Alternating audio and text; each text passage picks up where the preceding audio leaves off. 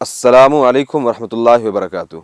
मिल्ली डाइजेस्ट के special programme में आपका इस्तकबाल है। मैं फैज़ुल बारी। नाज़रीन, आज के स्पेशल प्रोग्राम में हम एक मुस्लिम नौजवान के स्टोरी को आपके सामने ज़ेर बहस लाएंगे। एक मुस्लिम नौजवान जिसका नाम इखलाक है। ये स्टोरी उसके मॉब लिंचिंग पर बेस्ड है। ये और बात है कि ये दादरी वाले इखलाक की स्टोरी नहीं, जिसके घर में घुस करके उनके पड़ोसियों ने मारते मारते मार दिया था। मैं उस दादरी वाले इखलाक की बात नहीं कर रहा हूं जिसका बेटा इंडियन नेवी फोर्स में है और अपने देश के लिए अपनी जान को लुटा रहा है, बल्कि ये इखलाक नानोता सहारनपुर का है। पेशे से एक नाई यानी बार्बर है। जी वही नानोता जहां से दारुल देवबंद के बानी मौलाना कासिम नानोतवी रहमतुल्लाह अलैह का ताल्लुक है। पता नहीं नानोता के लोग अब कैसे बुज़दिल होने लगे। ये बात है 24 अगस्त 2020 की, जब इखलाक रोजी रोटी की तलाश में हरियाणा के पानीपत में था। नॉर्थ इंडिया की जुलाई अगस्त की गर्मी बहुत मशहूर है, इसीलिए वो गर्मी से परेशान एक पार्क में आराम करने के लिए बैठ जाता है, जहां कुछ हिंदुत्वा दहशतगर्द आते हैं और उसका नाम पूछ करके मारना पीटना शुरू कर देते हैं। क्योंकि उसका नाम इखलाक और मुसलमान वाला नाम है। मार पीट कर अधमरा समझकर इखलाक को वहीं छोड़ करके ये आतंकवादी चले जाते हैं। थोड़ी देर के बाद इखलाक को होश आता है और वो पानी पीने के लिए पार्क में ही खुलते एक घर के गेट को नॉक करता है। इत्तफाक से यह घर उन्हीं लोगों का है जिन्होंने पार्क में इखलाक को बहुत बुरी तरह से मारा था। वो फिर से उसे अंदर खींच लेते हैं और फिर से उसे मारना पीटना शुरू करते हैं।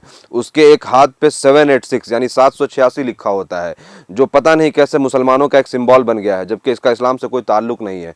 उस हाथ पे जब 786 लिखा होता है तो उस हाथ को आरे मशीन से काट दिया जाता है। जो वो गेट है ना, उस गेट की बराबर में ही बिल्कुल वो कटर लगा हुआ है। मैं भी देख के आया हूँ वहाँ पे, तो उससे हाथ काट दिया। जब ये बेहोश हो गया तो इसको मरने के लिए रेल की फाटक पे फेंक दिया। मारने की नीयत से उन लोगों ने हाथ काटा इसको, और मारने की नीयत से इसको रेल के फाटक पे फेंका गया।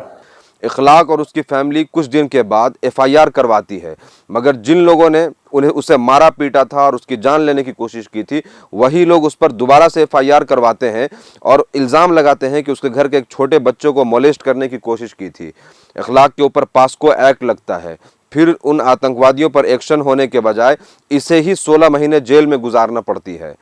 परसों 2 साल के बाद इस मामले में कोर्ट का फैसला आया है, जहां अदालत ने न सिर्फ इखलाक को बाइज्जत रिहा किया है, बल्कि ये कहा है कि ऐसा लगता है कि चाइल्ड को पढ़ा सिखा करके झूठा बयान दिलवाया गया है। कोर्ट ने इस बुनियाद पर उसे बाइज्जत रिहा किया कि अगर उसने किसी चाइल्ड को मोलेस्ट किया था तो FIR तभी क्यों नहीं कराया गया, जब जिस दिन इखलाक ने अपने हाथ कटने का FIR कराया तो आतंकवादियों ने भी उस दिन ही FIR करवाया था।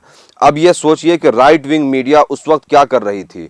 उन्होंने उन आतंकवादियों को जिन्होंने इखलाक का हाथ काटा था उसे सोसाइटी में हीरो के तौर पर प्रोजेक्ट किया और इखलाक को एक विलन और चाइल्ड मोलेस्टर के तौर पर प्रोजेक्ट किया और समाज में खूब इखलाक के नाम पर, मुसलमान के नाम पर नफरत फैलाने की कोशिश की।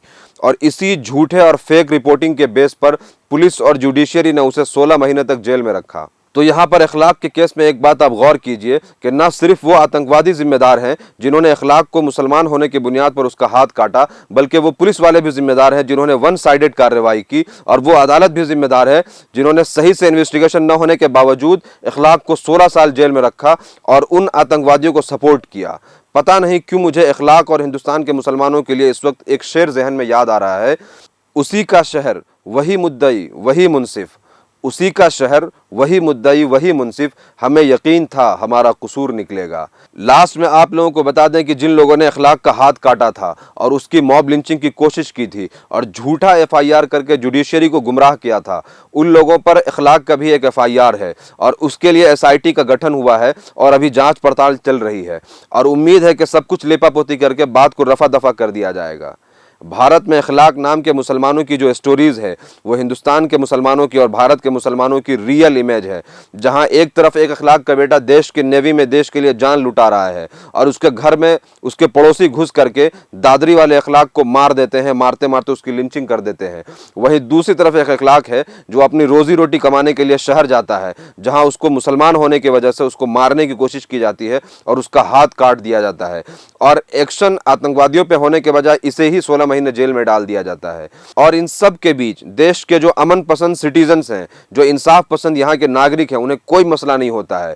मगर याद रखिए कि जुल्म के खिलाफ खामोशी भी जुल्म है और आपको भी जमाना जालिम ही याद रखेगा। स्पेशल प्रोग्राम में इस वक्त इतना ही। मिल्ली डाइजेस्ट को सपोर्ट करने के लिए सब्सक्राइब करें। Thank you.